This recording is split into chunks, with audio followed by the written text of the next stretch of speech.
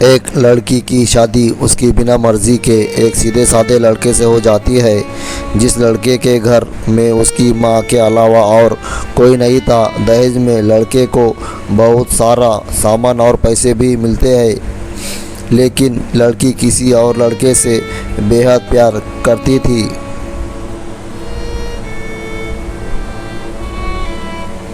अब लड़की की शादी बिना मर्जी के तो हो गई थी और अब वो अपने ससुराल आ गई थी।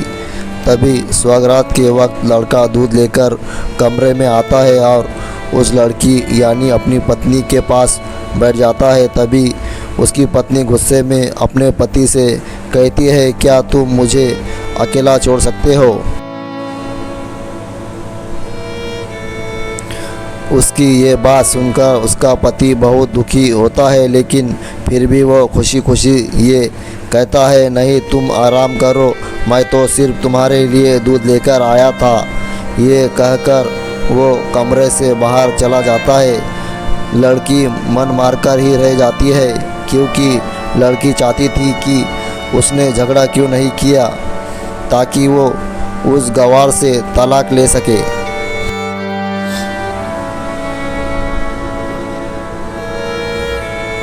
अब लड़की को ससुराल में 3-4 दिन हो गए थे, मगर वो तो बस पूरा दिन फ़ोन पर बॉयफ्रेंड से बात करती थी और उधर लड़के की माँ बिना शिकायत करे दिन भर घर का सारा काम करती थी। वो सबके लिए खाना भी खुद ही बनाती थी। फिर भी उसकी माँ के चेहरे पर हर वक्त मुस्कुराहट ही रहती थी। लड़का एक कंपनी में छोटी सी नौकरी करता था। वो बेहद ही ईमानदार और मेहनती था। सुबह अपने काम पर जाता और शाम को थका हारा घर आता, मगर उसकी पत्नी उसे एक गिलास पानी भी नहीं पूछती थी। अब लड़के और लड़की की शादी को करीब 1 महीना हो गया था, मगर अब तक वो दोनों एक साथ कभी नहीं सोए थे।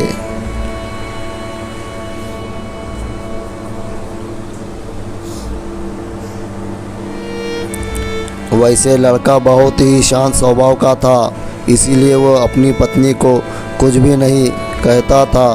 फिर भी वो अपनी पत्नी को खुद ही खाना डाल कर देता था, मगर उसकी पत्नी उसके साथ बैठकर खाना कभी नहीं खाती थी। वो अपना खाना अपने कमरे में अलग बैठकर खाती थी।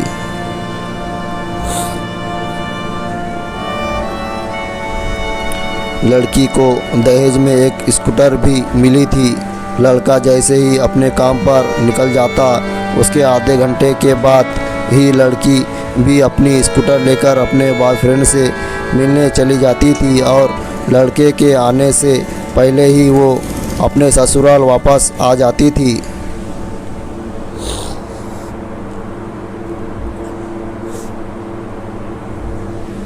एक दिन लड़के की काम की छुट्टी थी और वो घर पर ही था, तो लड़की ने अच्छे भले खाने को भी गंदा कह के अपनी सासू माँ को उल्टा सीधा कहकर खाने को बाहर फेंक देती है। ये सब देखकर लड़के को बहुत ही गुस्सा आता है और वो गुस्से गुस्से में अपनी पत्नी पर हाथ उठा देता है, मगर उसकी माँ फिर भी अपने बेटे को ही डांटती है। इधर लड़की को झगड़े का एक बहाना ही चाहिए था, जो कि उसे मिल गया था। तभी वो बिना बोले अपने स्कूटर लेकर अपने बॉयफ्रेंड के पास चली जाती है और अपने बॉयफ्रेंड के पास जाकर कहती है कि अब एक पल भी मुझे उस घर में नहीं रहना। आज उस गंवार ने मुझ पर हाथ उठाकर अच्छा नहीं किया। तभी उसका बॉयफ्रेंड कहता है, अरे तुमसे तो मैं कब से कहता हूँ कि तुम भाग चलो मेरे साथ कहीं दूर, मगर तुम हो कि आजकल पे ही लगी रहती हो। तब लड़की कहती है कि शादी के दिन मैं तुम्हारे पास आई थी तो तुम ही ने तो वापस घर लौटाया था मुझे। बॉयफ्रेंड ने कहा, खाली हाथ हम दोनों कहाँ तक भागेंगे? तुम ही बोलो। मैं तुमसे कहा था कि कुछ पैसे और गहने साथ ले लो, और तुम हो कि खाली हाथ ही मेरे पास आ गई थी।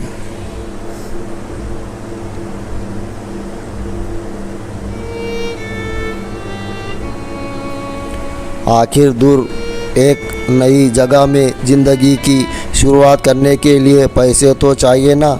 और हाँ, एक बात और, जब भी मैं तुम्हारे पास आता हूँ और तुम्हें छूना चाहता हूँ तभी तुम्हारे नखरे हो जाते हैं और बस यही कहती रहती हो कि ये प्यार प्रेम शादी के बाद ही होगा। तभी लड़की गुस्सा होकर कहती है, हाँ, शादी के बाद ही अच्छा होता है ये सब, और मैं तुम्हारी ही तो हूँ। मैं आज भी एक कुंवारी लड़की हूँ और शादी करके भी आज तक उस गंवार के साथ एक रात भी नहीं सोई मैं, क्योंकि मैंने तुमसे ही प्यार किया है और अब मैं चाहती हूँ कि तुम मुझसे शादी करके मेरी मांग में अपने हाथ से सिंदूर भर दो। फिर मैं पूरी ही तुम्हारी हो जाऊंगी और फिर तुम मुझे अपनी मर्ज़ी से दिन रात प्यार कर सकते हो। तब उसका बॉयफ्रेंड कहता है, तो ठीक है, मैं तुमसे शादी कर लूँगा, मगर तुम कम से कम 5 लाख रुपए का कल शाम तक इंतज़ाम कर लेना। मैं तुम्हें एक होटल का पता दे रहा हूँ, तुम उस होटल में रात को 10 बजे तक पहुँच जाना। लड़की कहती है, उस गंवार के पास कहाँ होगा पैसा, बल्कि मेरे पापा ने उसे दहेज में 3 लाख रुपए और मुझे कुछ सोने के गहने दिए थे।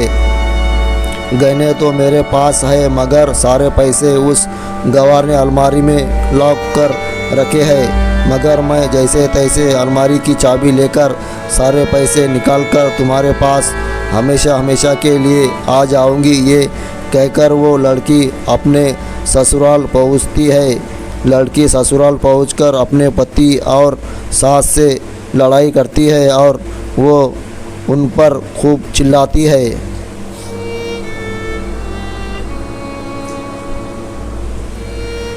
मगर अफसोस वो अकेले ही चिल्लाती रहती है। उसका पति और उसकी सास बिल्कुल शांत रहते हैं। तभी लड़की अपने कमरे में चली जाती है और अचानक उसके बॉयफ्रेंड का लड़की को फ़ोन पर मैसेज आता है कि कब आ रही हो पैसे लेकर। लड़की मैसेज का जवाब देती है, सब्र करो, मैं वक्त पर आ जाऊंगी। तब उसका पति दरवाज़ा खटखटाता है और अपनी पत्नी से कहता है कि खाना खा लो। तभी पत्नी कहती है, मैं खाना तभी खाऊंगी, पहले मुझे अलमारी की चाबी दे दो। पति दरवाजे के नीचे से चाबी देकर कहता है, ये लो, अपना काम करके खाना खा लेना, क्योंकि अभी तक मैंने और माँ ने भी खाना नहीं खाया। माँ ने कहा है हम आज साथ बैठकर ही खाना खाएंगे। लड़की कहती है, माँ और तुम खाना खा लो, मैं बाहर से खाना खाकर आई हूँ। ये सुनकर लड़का चला जाता है। तभी लड़की जल्दी से चाबी को उठाकर अलमारी खोलती है। अलमारी खोलकर वो उसमें क्या देखती है कि उसमें दहेज के पूरे पैसे 3 लाख और सारे गहने तो रखे ही थे, बल्कि उसमें एक डायरी भी रखी हुई थी। वो उसे खोलकर पढ़ती है तो उसमें लिखा था, प्रिय पत्नी, मुझे और तुम्हारे पिताजी को पता है कि तुम किसी और लड़के से बेहद प्यार करती हो, मगर तुम्हारे पिताजी ने पता लगाया है कि जिससे तुम प्यार करती हो उसकी पहले भी एक बार शादी हो चुकी है और वो लड़का बहुत सी लड़कियों को धोखा भी दे चुका है। पर आपके पिताजी आपको उस लड़के के बारे में कुछ भी ना बता सके, क्योंकि उन्हें पता था कि ये जो इश्क का नशा है वो हमेशा अपनों को गैर और गैरों को अपना बना देता है। इसलिए तुम्हारे पिताजी ने मेरे आगे हाथ जोड़कर ये कहा कि मेरी बेटी का हमेशा ख्याल रखना। एक बाप के मुंह से एक बेटी की कहानी सुनकर मेरी आँखों में आंसू आ गए और मुझे यकीन हो गया था कि एक अच्छा पति होने का सम्मान मुझे मिले या ना मिले, मगर एक दामाद होने की इज्जत मैं हमेशा पा सकता हूँ। और मुझे दहेज में मिले सारे पैसे और सोने के गहने मैंने तुम्हारी अलमारी में रख दिए हैं, क्योंकि दहेज के नाम से मुझे नफरत हो चुकी थी। इस दहेज के ही कारण मैंने अपनी बहन और अपने पिता को खोया था, और मेरे पिता के अंतिम शब्द भी यही थे कि किसी बेटी के बाप से कभी 1 रुपया भी दहेज ना लेना। और उस डायरी में ये भी लिखा था कि तुम मुझसे आज़ाद हो और तुम कहीं भी जा सकती हो। डायरी के बीच के पन्नों में तलाक के पेपर रखे हैं, जहां मैंने पहले ही अपने साइन कर दिए हैं। जब तुम्हें लगे कि अब इस गवार के साथ नहीं रहना, तब तुम भी इस तलाक के पेपर पर साइन करके अपने सारे पैसे और जेवर लेकर जा सकती हो। लड़की डायरी पढ़कर हैरान थी और परेशान भी थी। ना चाहते हुए भी उसके गंवार पति के शब्दों ने उसके दिल को छू लिया था। अब वो ना चाहते हुए भी गंवार पति के अनदेखे प्यार को वो महसूस करने लगी थी। वह फूट फूट के रोने लगी।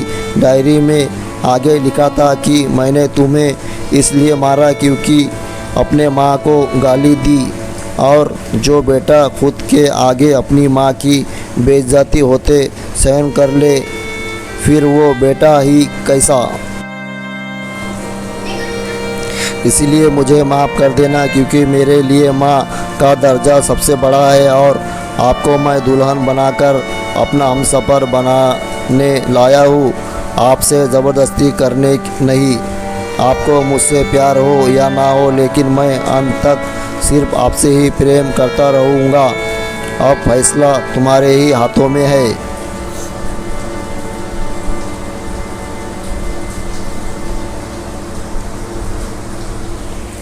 अब लड़की दुल्हन बन चुकी थी और उसकी आंखों से आंसू बह रहे थे। अचानक लड़की के बॉयफ्रेंड का फ़ोन आता है। तभी गुस्से में लड़की अपने फ़ोन को स्विच ऑफ करके फ़ोन का सिम कार्ड तोड़ देती है। अब उसे सब समझ आ गया था कि जिससे वो बेहद प्यार करती थी, उसे तो सिर्फ पैसों से ही प्यार था, और सच्चा प्यार करने वाला तो मेरा पति ही था, जिसने सिर्फ मेरे पापा की इज्जत रखने के लिए ही उससे शादी कर ली।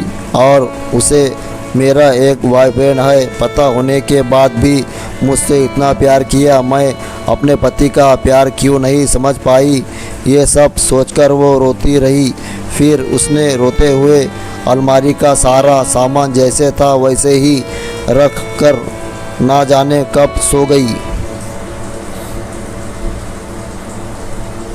अगले दिन उसकी पत्नी सुबह देर से जागी, तब तक उसका पति ऑफिस जा चुका था। तभी पहले नहा धोकर उसने साड़ी पहनी, फिर लंबा सा अपनी मांग में सिंदूर लगाया, जबकि पहले एक बिंदी जैसी साइड पर सिंदूर लगाती थी ताकि कोई लड़का ध्यान ना दे और किसी को ये पता ना चल जाए कि वो एक शादीशुदा है।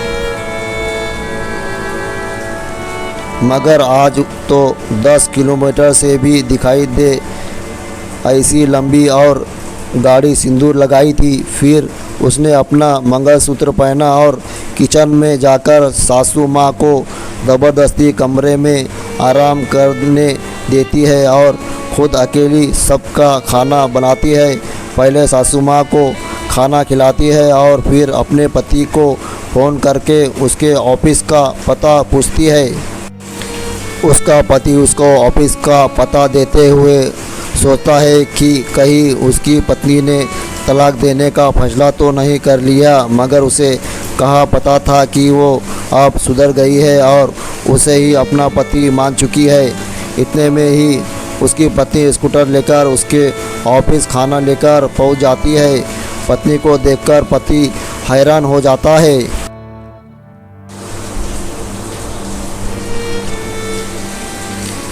तभी वो अपनी पत्नी से पूछता है, सब ठीक है ना? माँ ने तुमसे कुछ कह तो नहीं दिया? उसका पति सवाल पर सवाल पूछे जा रहा था। तभी अचानक पत्नी सबके सामने अपने पति के सीने से लिपट जाती है और उससे कहती है कि सब ठीक है, मगर मुझे तुमसे कुछ कहना है। पति कहता है हाँ कहो। तब पत्नी सबके सामने कहती है आई लव यू मेरे प्यारे पति, आई लव यू।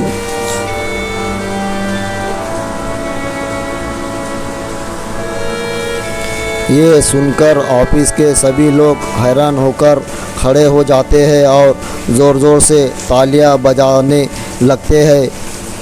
तब पत्नी सबके सामने अपने पति का हाथ पकड़कर कहती है कि अब 1 महीने तक मेरे पतिदेव ऑफिस में दिखाई नहीं देंगे। ऑफिस के सभी लोग पूछते हैं क्यों? तब लड़के की पत्नी कहती है क्योंकि हम दोनों लंबी छुट्टी पर जा रहे हैं। पति पत्नी से कहता है तुम्हें क्या हो गया है? तभी पत्नी पति से कहती है मुझे तुमसे सच्चा प्यार हो गया।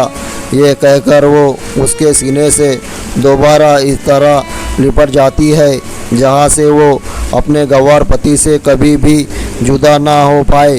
तभी उसका पति भी बहुत खुश हो जाता है और फिर वो दोनों अपने घर चले जाते हैं और खुशी खुशी अपना जीवन बिताते हैं और हमेशा खुश रहते हैं।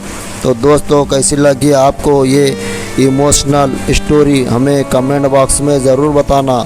और अगरचा आपने अभी तक हमारे चैनल को सब्सक्राइब नहीं किया है तो प्लीज़ दोस्तों हमारे चैनल को सब्सक्राइब करो और बेल आइकन की घंटी ज़रूर दबाना और साथ में ऑल पर क्लिक करना